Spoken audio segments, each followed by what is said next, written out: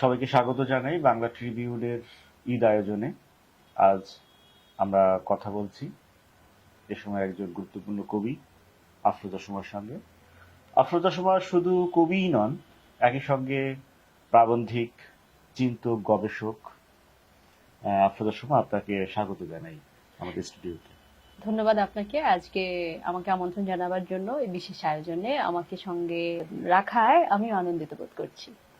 আমরা কথা বলবো কবিতা নিয়ে প্রধানত, তারপর আমরা নানা দিকে যাব। আচ্ছা, আমাকে একটু বলেন তো, বলা হয় যে বাঙালি মাত্রই কবি। তো আপনার প্রথম কবিতার অনুভূতি কিভাবে জাগ্রত হলো? কোন বয়সে সেটা, কোন শৈশবে? খুবই শিশুকালে আসলে। যদি আমি কবিতা অর্থে কবিতা রচনা হওয়া বলি, হাতে আমি কলমে সেটা বলবো যেটা, না। হ্যাঁ, সেটা হচ্ছে আমি তখন সপ্তম শ্রেণীতে পড়ি। আমার স্কুলে বার্ষিকী বের হতো প্রত্যেক বছর, সাহিত্য সাময়িকী আর কি বেরোতো। সেটাতে দেওয়ার জন্য একটা ছোট্ট কবিতা লেখা হয়েছিল। এটার নামটা আমার খেয়াল আছে, দুঃখ। ঠিক আছে, এটুকু আমার খেয়াল আছে। কিন্তু সেই কি রচনা কবিতা অর্থে আমার প্রথম হলেও এর না একটা ধারাবাহিকতা ছিল। সেটা কিরকম, আমি খুব শৈশবে, আমি যত মানে যখনকার স্মৃতি আমার মনে পড়ে তখন থেকে এইটুকু আমার মনে আছে যে আমি একা একা সারাদিন রোদে রোদে, মাঠে মাঠে, পুকুর পাড়ে, নদীর পাড়ে, গাছের ছায়ায় ছায়ায়, পাখির পিছু পিছু টো টো করে ঘুরতাম। আর একা একা মনে মনে কথা বলতাম। মাঝে মাঝে আমার কথার মধ্যে আমি নিজে সুরও বসাতাম। সুর বসিয়ে নিজে নিজে মনে মনে গলার মধ্যে থাকে না, গুনগুন গুনগুন করে সুর ভাজতে থাকে, ওরকম করতাম। তো তারই ধারাবাহিকতায় একদিন একটা, এই যে দুঃখ যে কবিতাটার কথা বললাম, আমি দেখলাম যে এইটা আমি বারবার ভাজি। ঠিক আছে, বারবার করি। তো তারই ধারাবাহিকতায় একবার আমার এটা লেখা হয়ে গেল। তো সেই আমার শুরু সপ্তম শ্রেণী, 1996 সাল। তার মানে দুঃখ কবিতাটা আপনার একা একা এই যে প্রকৃতির মধ্যে ঘুরে বেড়ানোর মধ্য দিয়ে গড়ে উঠলো, এবং এর লাইনগুলো আপনার মনের মধ্যে সৃষ্টি হলো, এবং যখন স্কুলে ম্যাগাজিনে কবিতাটা মানে কবিতা চাইলো আপনি ওইটাই লিখলেন। মানে জাস্ট আপনি আপনার স্মৃতিতে ছিল, মানে স্কুল থেকে চাইলো বলে লিখলেন তা না, মানে আপনার মধ্যেই ছিল। হ্যাঁ, এটা ওটা বলা আমার যাবে। মধ্যে ছিল, কিন্তু ওরা যখন চাইলো তখন মনে হলো যে এটা আমি লিখে ফেলি। আচ্ছা, তখন এটা আমার লেখ্য রূপ হলো। আচ্ছা, আচ্ছা। কিন্তু মজার ব্যাপার হচ্ছে কবিতাটা মনোনীত হয়নি, মুখ প্রকাশ হয়নি। দুঃখটা কি নিয়ে দুঃখ ছিল সে সময়? ইন্টারেস্টিং।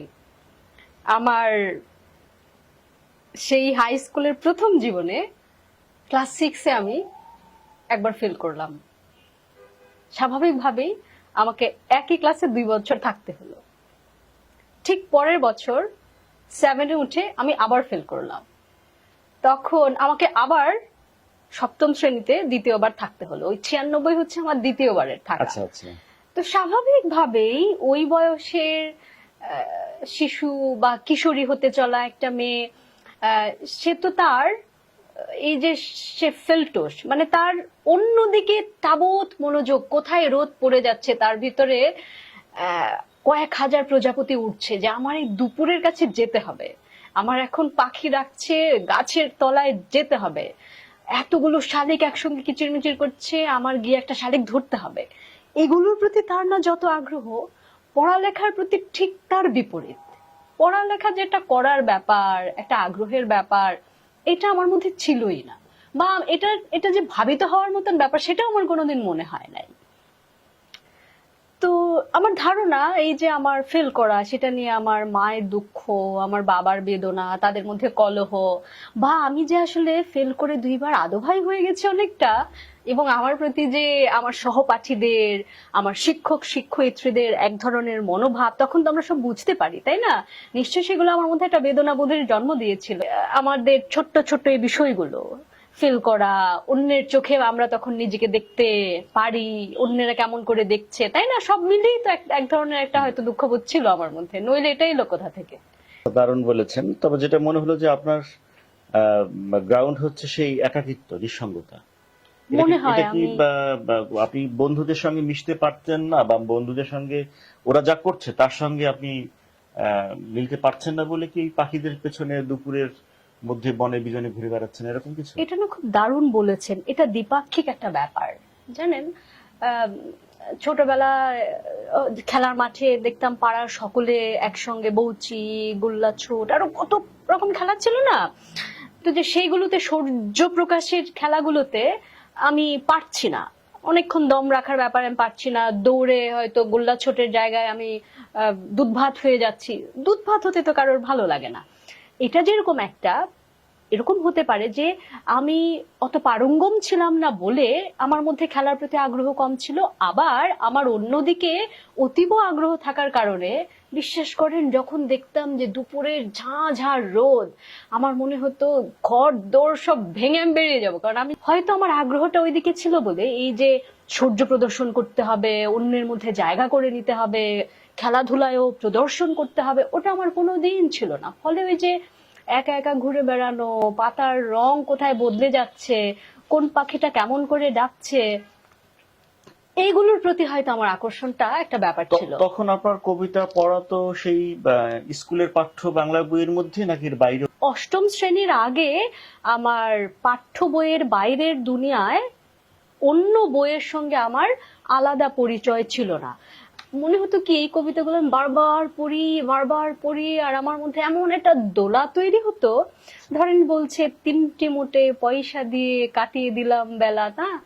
তারপরে ছিপখান, তিনদার, তিনজন, আমার খালি ওই সুরগুলো ভাজতে থাকতাম মনের মধ্যে। আমি ভাজতাম তা না, খালি এগুলো ঘুরে ফিরে আসতে থাকতো। আর এর বাইরে পাঠ্য, এই সহপাঠ বা বাংলা বইয়ের বাইরে অষ্টম শ্রেণীতে আমি প্রথম বিশ্ব সাহিত্য কেন্দ্রের সঙ্গে আমার পরিচয় হলো। সেই দিয়ে হচ্ছে আমার এই যে বাইরের দুনিয়ার সঙ্গে বড় অর্থে পরিচয়।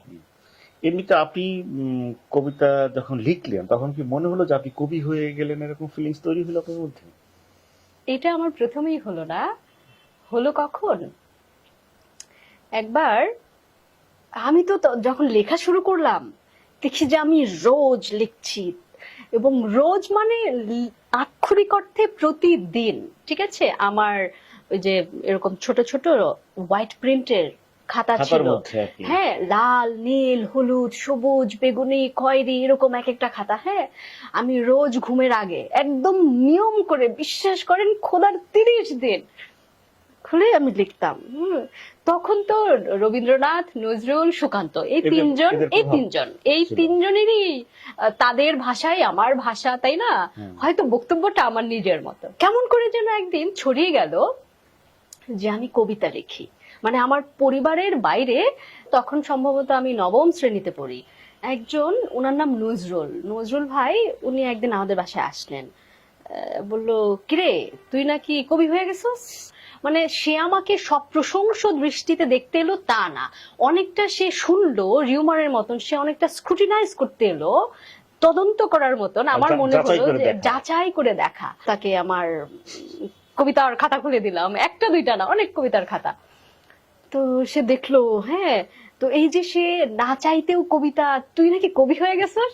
তো সেই প্রথম আমার এক ধরনের একটা অনুভূতি হলো, কেমন সেটা আমি বলতে পারবো না। এর পরবর্তীতে আমার আরেকটা অনুভূতি হলো, একজন আত্মীয় ছিলেন বাবুল ভাই, আমার চেয়ে বয়সে কয়েক বছর বড়। তো বাবুল ভাই আবার জানতেন আমি কবিতা লিখি। তো বাবুল ভাই একদিন আমাকে বলতেছে, এই শোন, তুই যে কবিতা লেখস, আমার এক বন্ধু আছে, সেও কিন্তু কবিতা লেখে, তার নাম খায়রুল। ঠিক আছে, বললাম আচ্ছা। বলে খায়রুল একটা সংগঠন করে। হ্যাঁ, তো আমি খায়রুলকে তোর কথা বলবো, তোর সাথে যোগাযোগ করায় দেব। সেই খায়রুল ভাই একদিন সন্ধেবেলায় আমাদের বাসায় আসলো একটা ঠোঙা ভরা লজেন্স নিয়ে। ঠিক আছে, এক ঠোঙা লজেন্স নিয়ে সে বাসায় ঢুকে বলতেছে, কবির সাথে দেখা করতে আসছি। তো সেই প্রথম কেউ আমাকে কবি বলে স্বীকৃতি দেওয়া, সম্বোধন, স্বীকৃতি দেওয়া, কবির সাথে দেখা করতে আসছি। কিন্তু একদিকে ফেল করছেন, আর একদিকে এই যে কবির স্বীকৃতি, আপনার বাবা মা কিভাবে ব্যাপারটা দেখলেন? ইন্টারেস্টিং। আমার বাবা অনেকটা নকটার্নাল ধরনের মানুষ ছিলেন, অনেক রাত অব্দি জেগে থাকতেন। তো যখন একটা নতুন কবিতা লেখা হতো, যেটা হয় তখন তো আমরা হাতে কলমে লিখতাম। আমার এই কবিতা লেখার প্রথম ঝড়টা যাদের উপর দিয়ে যেত তারা হচ্ছে আমার ছোট 2 ভাই বোন, 3 ভাই বোন। এটা ছিল আমার বাবা। আব্বিকে গিয়ে বলতাম, আবে একটা কবিতা লিখছি, শুনবা? আবি বলতো আচ্ছা শোনাও। ঠিক আছে। তো প্রথম প্রথম তো বয়স কম, হয়তো সে মনে করছেন যে না এটা কেটে যাবে, কিন্তু যখন দেখলো আমি আমার আমি এসএসসি তে একবার রেজাল্ট খারাপ হলো, মানে ফেল করলাম, সেটার পিছনে একটা যৌক্তিক কারণ হচ্ছে দৃশ্যত আমার হাম হয়েছিল পরীক্ষার মাঝখানে। দৃশ্যত কারণ হচ্ছে এই জন্য আমি ফেল করেছি। কিন্তু আমার একটা ডাউট যে আমি হয়তো এমনিতেও ফেল করে যেতাম। ঠিক আছে।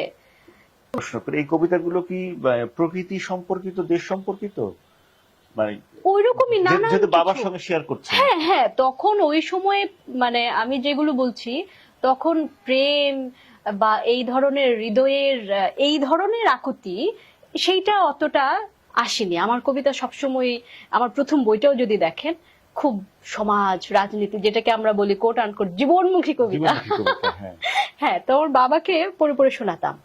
তো আমি যখন হাই স্কুলে পড়ি এটা তার অতটা মাথা ব্যথার কারণ হয়নি। আমি ক্লাস 9-এর শেষ দিক থেকেই, 10-এর শুরুর দিক থেকে আমি সাহিত্য সংগঠন করা শুরু করেছি। তো কলেজে যখন পড়ি তখন ধীরে ধীরে আমি দেখছি আমার বাবা আমাকে, সে বলছে কি হবে এসব কবিতা লিখে, তুমি কি রবীন্দ্রনাথ হবা, তুমি কি নজরুল হবা? আর সে আমাকে কাহিনী শোনাতো। জানো মধুসূদনের কি হয়েছিল? কি হয়েছিল যে মধুসূদনের এত অভাব, শেষকালে সে খেতে পায় না, এত দুঃখের গল্প আর কি। দুঃখের। এবং আমি দেখতাম যে আমার বাবার টেনশন যে আমার মেয়ে কি করে খাবে, সে যে সব করে, সে যে পড়ালেখা করে না, সেটা ছিল তার একটা ইয়ে ছিল। কবিতায় প্রেম আসলো, সেটা কি প্রেমের অনুভূতি তৈরি হওয়ার সময় আসলো, নাকি এমনিতেই মনে হলো একটা প্রেমের কবিতা লিখবো, সেটা কেমন, বা একা একা কারোর প্রতি হয়তো একটা আকর্ষণ তৈরি হয়েছে, একটা কবিতার লাইন চলে আসলো, এটা কিরকম করে হলো তার মধ্যে?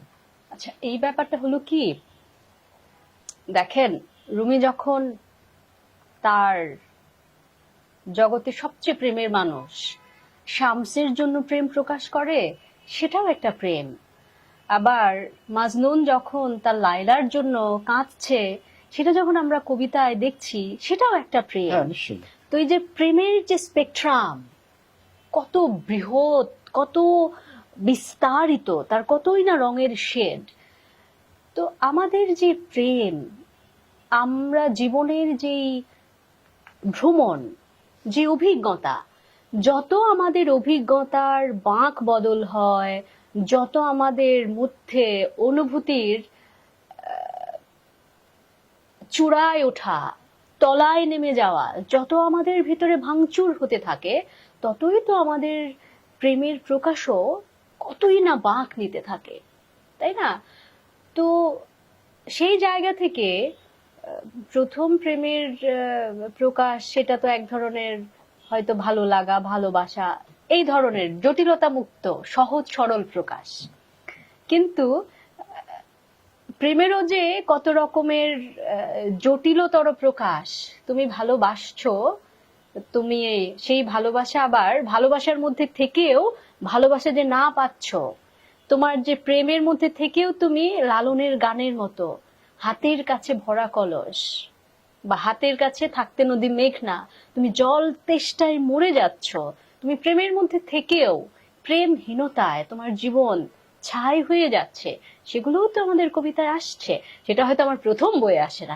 আপনার কবিতা পড়ে একটা জিনিস আমি লক্ষ্য করেছি, আমাদের প্রধানত 80-র দশকে একটুখানি শুরু হয়েছিল, 90 দশকে একটা প্রবল ভাবে একটু কষ্ট কল্পনার কবিতা, মানে বোধহয় একটা ইমেজ তৈরি করলো, সেটা একটু ভেঙে চুরে দেয়া, উপমাগুলোকে একটু দূরবর্তী করা, অস্পষ্টতা, এবং কেউ না বুঝতে পারলেই বোধহয় তার সার্থকতা, এরকম কষ্ট কল্পনার একটা কবিতা লেখার প্রচলন ছিল 90-এর শুরুতে। এবং প্রায় সব কবি বোধহয় জীবনের প্রথম দিকে যখন বই আকারে আত্মপ্রকাশ করবে বা করতে চায়, তখন এমন একটা কবিতার মধ্যে পাণ্ডিত্য রাখতে চায় যে যাতে মানুষ অ্যাটলিস্ট পাণ্ডিত্য দিয়েও তাকে যাতে মানুষ গ্রহণ করে আর কি। তো এই দিকটা আপনি আপনার কবিতার, সেদিকটা আমার কাছে মনে হচ্ছে মুক্ত। আপনার কবিতা একই সঙ্গে সরল, ঋজু এবং বাংময়, মানে কোন একটি পংক্তি তার অর্থবোধকতা যাই থাকুক না কেন, কিন্তু মানুষের পক্ষে গ্রহণ করার ক্ষেত্রে খুব বেশি বাধা হয়ে দাঁড়ায়নি। এটা আমার এটা আসলে আমার জীবন চর্চারই একটা বহিঃপ্রকাশ।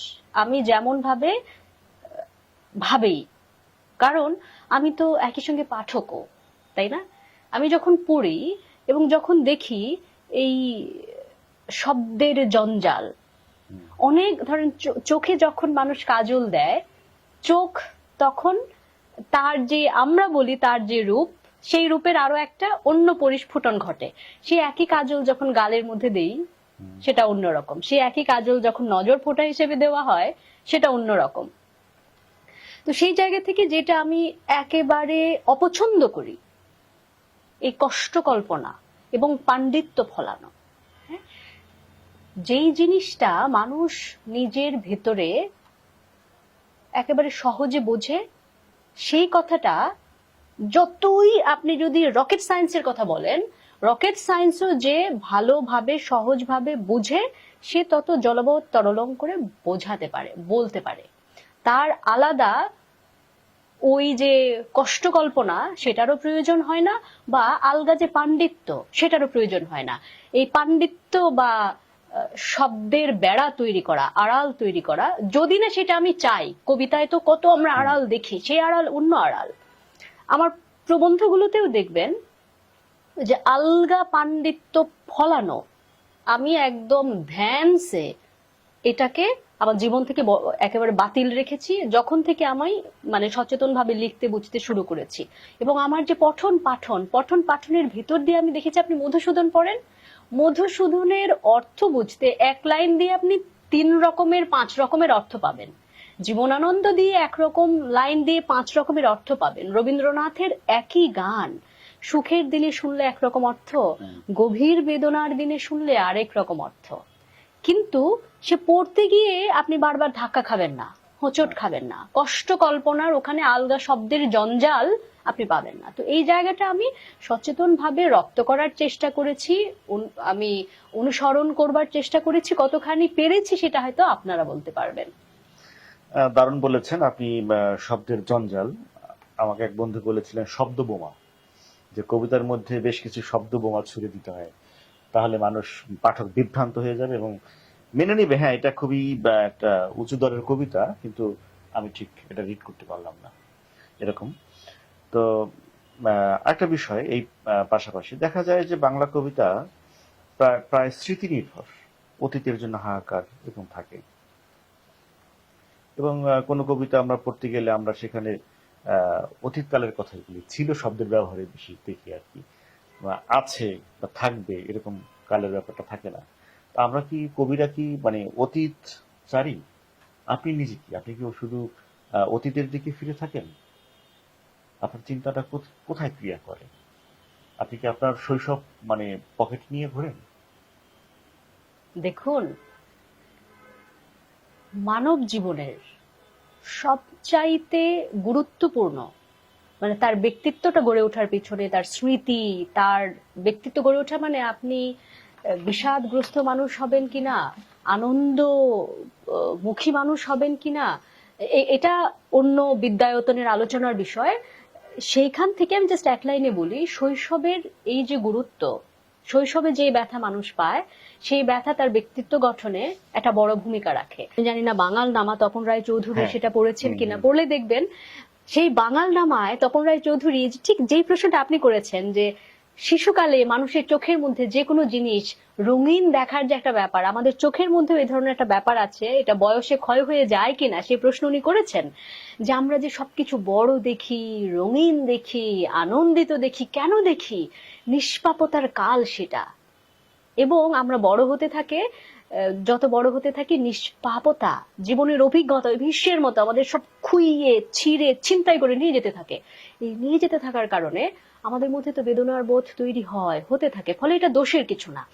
কিন্তু আমার কবিতায় যেটা বললেন যে অতীতচারিতা, আমার লেখা একটা অনেক বড় অংশে এটা হচ্ছে প্রবন্ধ বা গদ্য সাহিত্যে আপনি এই অতীতচারিতার কথাটা বেশি পাবেন। মানে প্রবন্ধ মানে বিষয়ভিত্তিক জেন্ডার নিয়ে আমার যে কাজ সেগুলো না, এর বাইরে যেগুলো মুক্ত গদ্য, আমার আত্মজৈবনিক অনেক রচনা, প্রচুর রচনা আছে, গদ্য আছে আমার, সেগুলোতে কিন্তু আপনার এই কথাটা সত্য। হিতমুখীলতা কিছু যে নেই তা নয়, আছে এরকম, কিন্তু আমি অতীতচারী নই কবিতায় অন্তত। আপনাকে আমি আরেকটা প্রশ্ন করে বিপদে ফেলতে চাই। উইলিয়াম ফকনারকে একটি প্রশ্ন করা হয়েছিল, সেই প্রশ্নটি আপনাকে আমি করব। তাকে বলা হয়েছিল আপনি আপনার সমসাময়িকদের লেখা পড়েন কিনা। ফকনার অবশ্য বলেছিলেন যে না। আপনি আপনি কিভাবে আপনার সমসাময়িক লেখকদের রিড করেন? দেখুন, আমরা যখন লিখতে শুরু করেছিলাম, মানে ঢাকায় যখন আমাদের গ্রুপটা, অন্তত গ্রুপ মানে কোন কমিউনিটির কথা বলছি না, মানে আমি একটা দশককে বোঝাতে তাদের চাইছি, সঙ্গে দেখা হতো প্রায়। একটা দশকের কথা বলছি। আমরা প্রথম দশকের যারা, আমরা তো এসে 90 দশককে পেলাম, তাই না? তখন তো আমার সমসাময়ের যেই মানুষেরা, সাময়িক বলতে শুধু আমার প্রথম দশকে যারা তারা না, 90 দশকের যারা, তারা সহ একটা না অন্তত 12-14 বছর নিয়ম করে রিলিজিয়াসলি, ধর্মের মতন আমার সমসাময়িক যারা কবি বন্ধু, মানে প্রধানত কবিতার কথা, সবার বই খুঁজে খুঁজে খুঁজে খুঁজে আমি কিনতাম। এটা অন্তত ধরা যাক 2014-15 পর্যন্ত আমি সেটা করেছি। কিন্তু 15-র পর থেকে সেটা এখন ওই যে পড়তে পড়তে পড়তে পড়তে আমি তো রগ অনেকটা চিনে গেছি। আচ্ছা, অন্ধঘড়ি এবং তার থেকে হারমোনিকা যদি বলি যে মাঝখানে 4 বছরের একটা গ্যাপ, এই দুটো বইয়ের প্রকাশের এই মধ্যকার সময়, তখন তো আপনি ঢাকার জীবনে, পড়াশোনার ক্ষেত্রে সমস্ত কিছুতেই খুব পরিচিত একজন মানুষ। এই দুই বইয়ের মধ্যে কি রকম পার্থক্য গড়ে উঠলো? মানে হারমোনিকা শুনলি মনে হয় যেটা একটা সাংগীতিক ব্যাপার আছে, ব্যাপারটা কি ঘটেছিল আসলে এই বইয়ের মধ্যে? আমার কবিতার বই 5টি বইয়ের মধ্যে প্রথমটা 2010-এ বেরোলো অন্ধঘড়ি, তারপর হারমোনিকা বেরোলো 14-তে, 15-তে বেরোলো ডাহুক। ডাহুক। তারপরে আবার একটা বড় গ্যাপ আছে, ওরকম 4 বছর 5 বছর মানে বছরের এই দীর্ঘ মতো। গ্যাপ গুলো কেন হয় আসলে, হলো আর কি? শেষ বইটা তারপরে 20-তে বেরোলো আমার পরমের সাথে কথোপকথন। পরমের সাথে কথোপকথন। যদি প্রথম বইটা আর পরমের সাথে কথোপকথন দেখেন, তাহলে এই দুইটা বইয়ের মধ্যে যে জার্নি, একজন কবির মনোজগতের যে জার্নি, তার যে চিন্তা পদ্ধতিতে যে বদল আসছে, তার জীবন দর্শনে যে বদল আসছে, তার অভিজ্ঞতায় যে বদল আসছে, এই দুটো বই পাশাপাশি রেখে পড়লে খুব স্পষ্ট। যারা আমার সমসাময়িক অনেকে লিখছেন, তারাও এই কথাগুলো বলেছেন। যেমন অন্ধঘড়িটা, যেটা আমরা বলছিলাম, এক ধরনের জীবনমুখীনতা, প্রতিবাদ, সমাজতন্ত্র, সমাজ ভাঙতে হবে, পাল্টাতে হবে, ডাইরেক্ট কথা বলা, বহির্মুখী জীবনের কথা সেটা। কিন্তু একটানে আমি যদি আবার 2020-র যেই পরমের সাথে কথোপকথন এখানে আসি, এই বইটার মূল সুর হচ্ছে সাইলেন্স, এটা তো বইয়ের নামই বলে দেয়, নীরবতা। এবং এইখানে অনেক কবিতা আধ্যাত্মিকতা আমি বলবো না, সুফিজম। আপনি এই যে ঘরানাটা, এইটাও কোন ঘরানা? এটা ধর্মের চর্চা না, ব্যক্তির নিজের সঙ্গে, তার রুহের সঙ্গে, তার যে আমাদের যে স্পিরিচুয়াল জার্নি, এটার সঙ্গে ধর্মের সম্পর্ক নেই, স্পিরিচুয়াল জার্নিটা আলাদা, তাই না? তো এই যে আমাদের সামগ্রিক অর্থে আলাদা হয়ে যাওয়া, একদিকে যেরকম ক্ষুধার্ত নিরন্ন মানুষের জন্য সমাজ ভাঙতে হবে, পাল্টাতে হবে, এই সত্য যেরকম আছে, এই সত্যগুলো এসেছিল মূলত আমার অন্ধঘড়ি বইয়ে। আর এই বইটাতে পরমের সাথে কথোপকথনে অনেক বেশি নিগূঢ়, আরো বেশি মৌলিক যে জটিল প্রশ্নগুলো খুব সহজভাবে বলে দেওয়া। এই যে গমনের দৃশ্য, মৃত্যুর কথা, হাহাকারের কথা।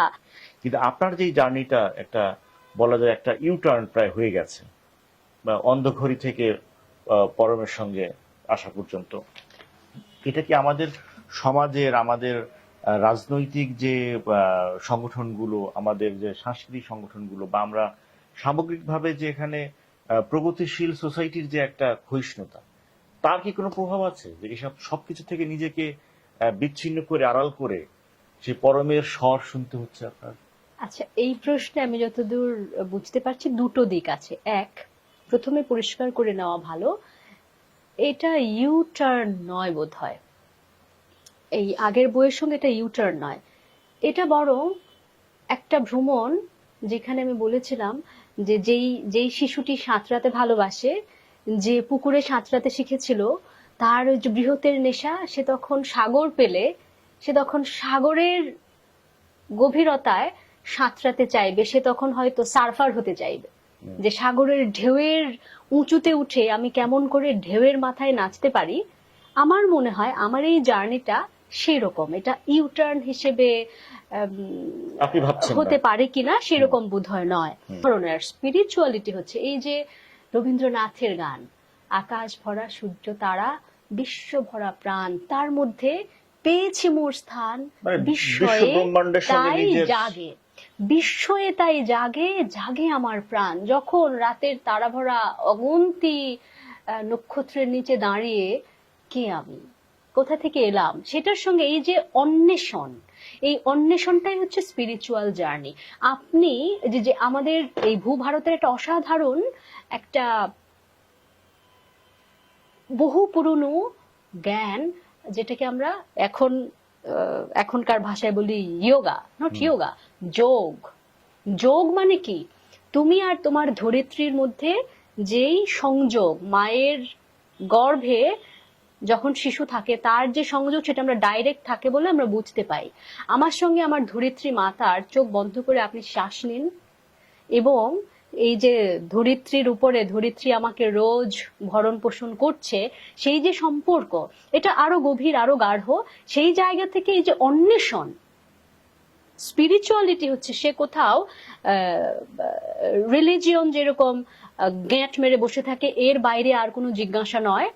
স্পিরিচুয়ালিটি হচ্ছে আপনাকে সেই জায়গাটা খুলে দেয়, জিজ্ঞাসার জায়গাটা খুলে দেয়। ফলে এটার সঙ্গে ধর্মের বোধ হয় সেই সম্পর্কটা নেই আর কি। যে রাজনৈতিক সামাজিক সংগঠনগুলোর ক্ষয়িষ্ণুতার একটা ব্যাপার আছে কিনা, দেখুন আপনি সচেতন মানুষ হিসেবে, জাগরুক মানুষ হিসেবে, এবং সবচেয়ে বড় কথা সংবেদনশীল মানুষ হিসেবে, লেখক তো সংবেদনশীল চিত্তের মানুষ, চিন্তার মানুষ, ভাবনার মানুষ, সেই মানুষ হিসেবে, এবং যার এক ধরনের একটা চিন্তা আছে সমাজ নিয়ে, পার্টিকুলার ভাবনা আছে, বক্তব্য আছে, তার তো আরো জাগরুক মন।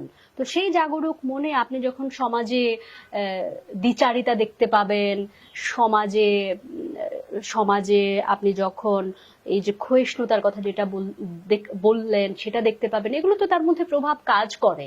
কিন্তু এর চেয়ে গুরুত্বপূর্ণ আমার মনে হয় কি, এগুলো তো হয়তো অ্যাক্টিভলি প্যাসিভলি কিছু না কিছু ভূমিকা আছে, এর চেয়ে আমার মধ্যে যেটা ভূমিকা গুরুত্বপূর্ণ, এটা হচ্ছে আমার বোধহয় পঠন পাঠন, আমার নিজের চিন্তা জগতের বদল, সেগুলোর বোধহয় একটা বড় ভূমিকা। এবং আমি যেই জার্নি, যে অভিজ্ঞতার ভিতর দিয়ে গেছি, যেমন ধরা যাক আপনি যা কিছু সবচেয়ে গভীরভাবে ভালোবাসেন, এরকম কোনো একটা কিছু যখন আপনি হারিয়ে ফেলবেন,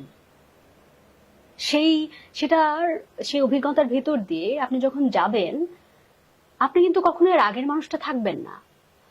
তো আমার বাবার মৃত্যু আমার আমার আবেগের জায়গায়, হ্যাঁ, ওনার স্বাভাবিক মৃত্যু হয়েছে, যথেষ্ট বয়স হয়েছিল, সেটা একটা।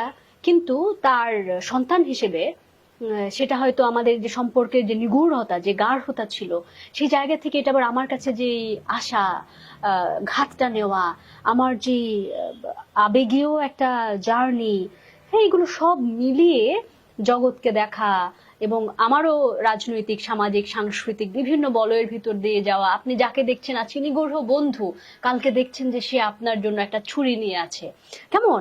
তো এই যে একই অঙ্গে মানুষের নানান রূপ আপনি দেখছেন, আপনি শিখছেন নানান কিছু। ফলে এটা আমি বলবো আমার এই গড়ে ওঠা, আমার এই মনন গড়ে ওঠা, পঠন পাঠন, মানুষ দেখা, জীবন দেখা, সামগ্রিক একটা সমন্বিত রূপ, একক কোনো কিছু নয়। না, এই প্রশ্নটা করার পেছনে অন্য একটা কারণ আছে, আমি সেই কারণটা বলি। সেটা হচ্ছে আমি এই স্পিরিচুয়ালিটির দিকে এই লিটারেচার পড়ার ক্ষেত্রে আমি উৎসাহী হই রবিশঙ্কর বলের দ্বারা প্রভাবিত হই। ওনার প্রথম দিককার, উনি প্রথমে কবিতাই লিখতেন, কবিতা পড়লাম, বা ওনার 5টি উপন্যাস নামে একটা সংকলন বেরিয়েছিল, সেগুলো সেই কি বলে সমকালের ক্ষয়িষ্ণু সম্পর্ক, দাম্পত্য ইত্যাদি এইসব বিষয়ের জটিলতায় পূর্ণ আমাদের জীবন। কিন্তু তারপর যখন ওনার সঙ্গে আমার খুব দীর্ঘ আড্ডা হলো, আলাপ হলো, ওনার দোজখনামা পড়লাম, বা ওই যে রুমিকে নিয়ে আয়না জীবন পড়লাম, এবং এবং এইসব বিষয় নিয়ে যখন কথা হলো, উনি কিন্তু ওই জগতের মধ্যেই চলে গেছেন, হারিয়ে গেছেন। উনিও কিন্তু আচার সর্বস্ব, ধর্মের কথা, রিলিজিয়নের কথা বলেন না, কিন্তু স্পিরিচুয়ালিটির কথাটা বলেন। সেটা বোধহয় একটা একটা অনিশ্চিতির সঙ্গে মানুষের একটা সম্বন্ধ অনুসন্ধান করা বা অনুভব করার একটা আকুতি বা আকাঙ্ক্ষা বা বোধ হয় যে একটা সংযোগ তৈরি হলো, এরকম একটা কিছু ব্যাপার তৈরি হয়। আপনার মধ্যে এই যে প্রাবন্ধিকের সত্তা, এটা কিভাবে কাজ করলো? আপনি তো আপনার শিক্ষা জীবনেও আপনার থিসিস সম্বন্ধ ছিল একটা ছোট্ট একটা কবিতার উপরে, নিঃসঙ্গ চেতনা বোধ হয়, তাই না? না, এটা ছিল আমার মাস্টার্স এর হ্যাঁ মনোগ্রাফ। হ্যাঁ সেটা ছিল ইন্টারেস্টিং। আমি আমাদের গণমাধ্যমের একজন পণ্ডিত আছেন মার্শাল ম্যাকলুহান, হ্যাঁ আমি তার কাজকর্ম খুব পছন্দ করতাম। আর আমি যেহেতু সাহিত্যিক বা এই জগতের সঙ্গে জড়িত, তো আমার কাজটা ছিল শূন্য দশকের কবিতায় একাকিত্ব ও বিচ্ছিন্নতাবোধ মার্শাল ম্যাকলুহানের পুনর্গোত্রীকরণ ধারণা যাচাই। এখানে দুইটা পার্ট। প্রধান পার্ট হচ্ছে ওই কাজটা করতে গিয়ে শূন্য দশকের যত সংকলন বেরিয়েছিল সবার কবিতা, সব কবিতা, তিনটা সংকলন তো ছিলই, তার মধ্যে ইন্ডিভিজুয়াল শত বই তো আমার কাছে ছিলই, সব গো থ্রু করেছি। ওটা তো একটা রিসার্চ, ফলে তার একটা আলাদা কাঠামো আছে, সেই আলাপে আর যাচ্ছি না।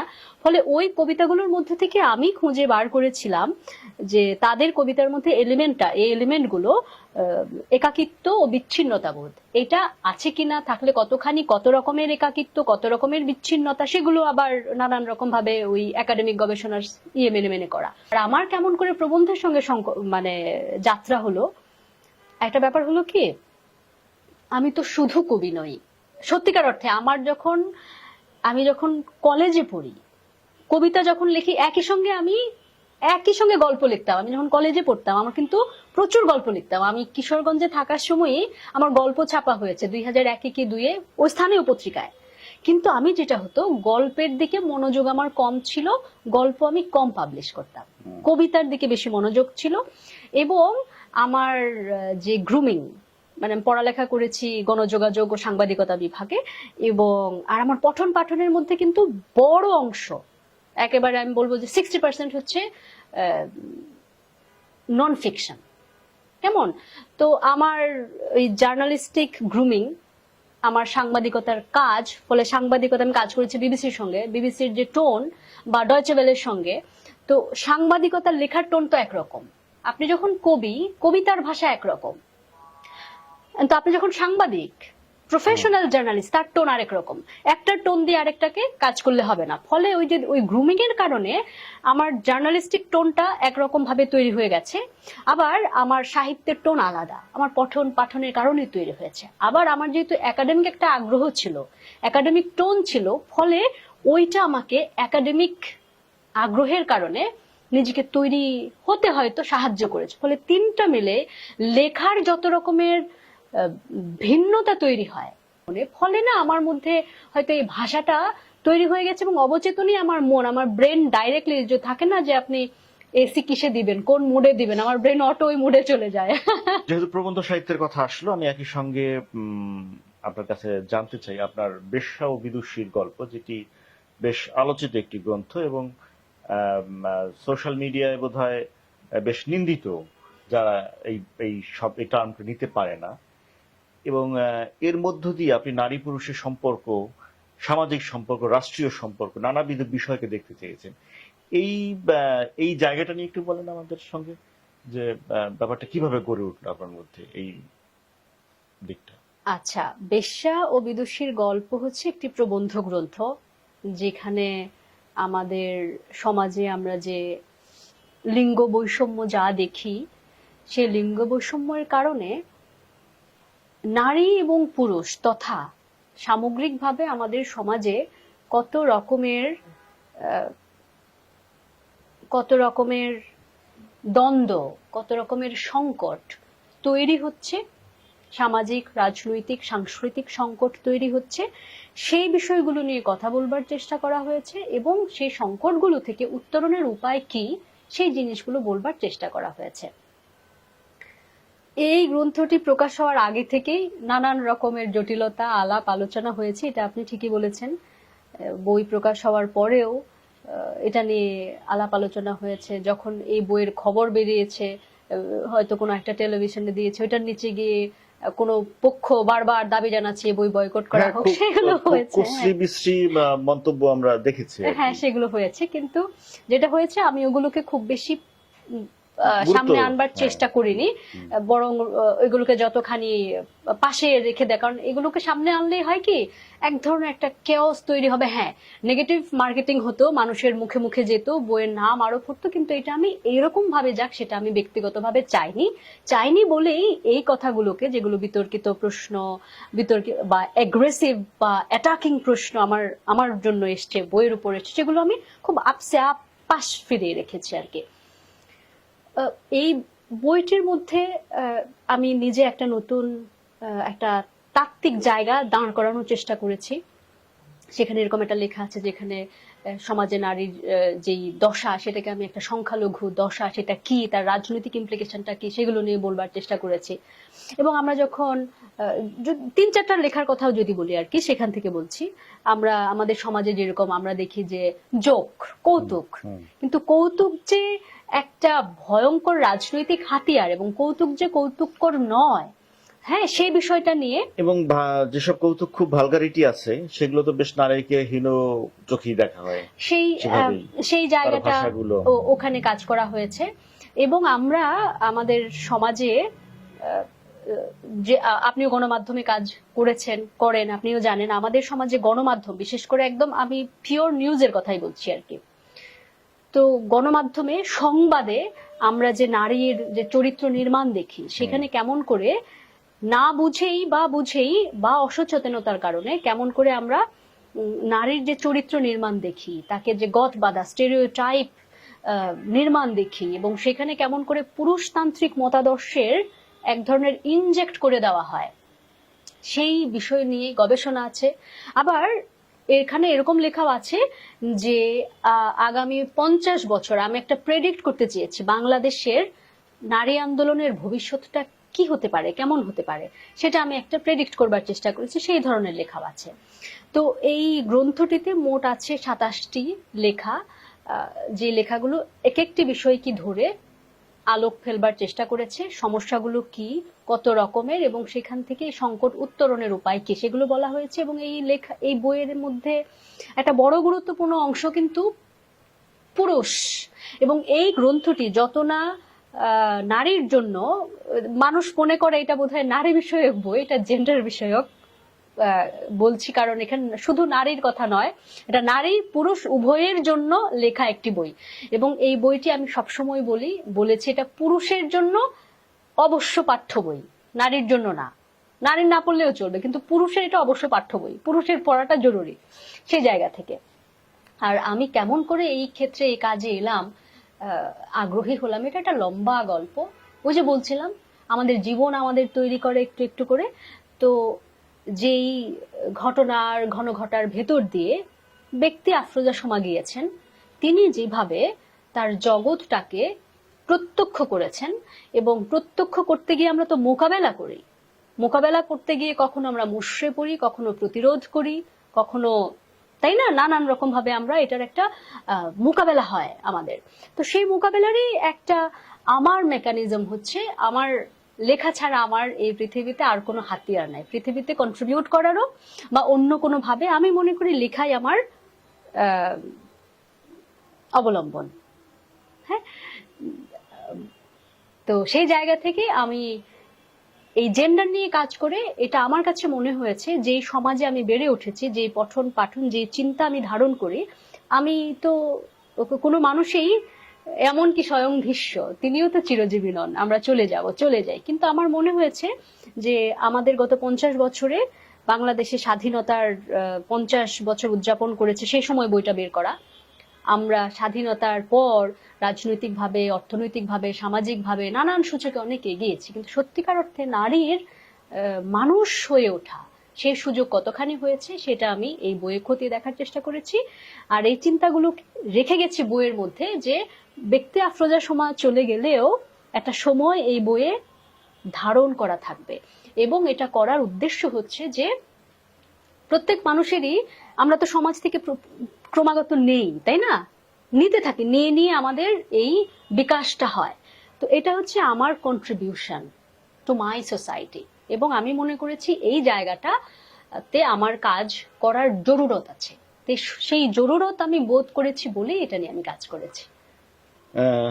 আপনাকে অসংখ্য ধন্যবাদ আবারও জানাই। আপনি এতক্ষণ আমরা কবি আফরোজা সোমার শৈশব কৈশোর বেড়ে ওঠা, কবি হয়ে ওঠা এবং বলা যায় সেই সময়কার লজ্জাজনক পর্যায়ে কবি হয়ে ওঠা, যখন প্রথম কবি হিসেবে স্বীকৃতি পাওয়া, সেই ভেতরের সেই লাজুক ব্যাপার এবং সেখান থেকে দায়িত্বশীল হয়ে ওঠা দেশ বিদুষীর গল্প, সেই প্রবন্ধগুলোর জন্য যেই বইটিকে তিনি বললেন যে পুরুষদের জন্য অবশ্য পাঠ্য, এবং তার মধ্যে দিয়ে একই সঙ্গে আমাদের স্বাধীনতার 50 বছরের শুধু সূচকের বাইরে আমাদের উন্নয়নের বাইরে কি রয়ে গেল, অনুন্নত কি রয়ে গেল, সেই জিনিসগুলো চিহ্নিত তিনি করেছেন। আপনাদেরকে অনেক ধন্যবাদ আরো একবার আমাকে আজকের এই এত চমৎকার একটা আলোচনায় সংযুক্ত করার জন্য, সম্পৃক্ত করে আরো মানুষের সঙ্গে নিজের ভাবনাগুলোকে শেয়ার করার একটা সুযোগ দেওয়ার জন্য।